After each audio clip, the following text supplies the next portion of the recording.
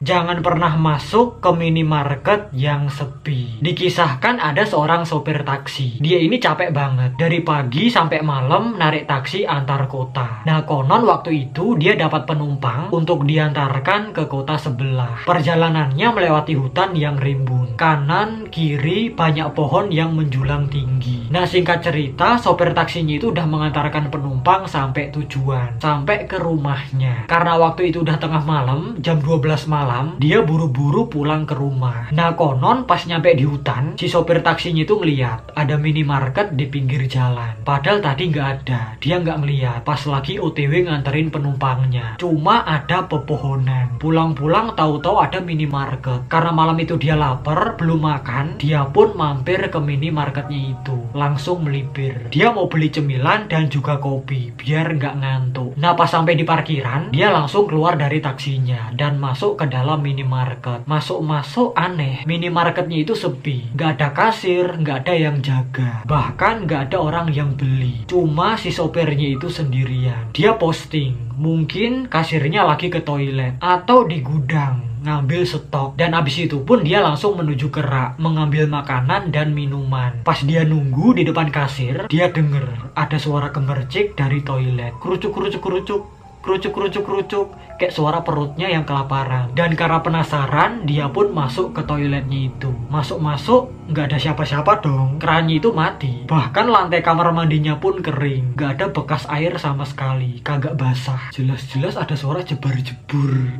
Dicek kagak ada orang. Kalau gitu udah kabur aku. Auto si sopirnya itu langsung tertakutkan dan lari keluar dari minimarketnya. Sebelum sampai di pintu keluar, dia ngeliat ada sesuatu di rak-rak berdiri di belakang rak makanan. Ada sosok misterius yang creepy banget. Sosoknya itu menyeringai dengan mata yang melotot, ngeliatin si sopir taksinya itu, guys. Sosoknya itu kayak tongkat, cuma dia pakai kayak jubah atau hoodie gitu, guys. Intinya dia kurus banget dan tinggi. Udah gitu cuma diem-diem baik begegek ngeliatin si orangnya itu. Dan karena itulah si sopirnya itu semakin tertakutkan. Dia langsung bergegas lari keluar dari minimarketnya itu, guys. Langsung masuk ke taksinya lagi, langsung ngebut dan melesat. Konon keesokan harinya si sopirnya itu mendapat orderan yang sama ke kota yang semalam, tapi bedanya ini pagi-pagi, jadi dia nggak takut. Tapi ada yang aneh lagi, guys. Pas dia ngelewatin hutan yang semalam, minimarketnya itu tahu-tahu udah terbengkalai, retak-retak dan ditumbuhi semak-semak belukar.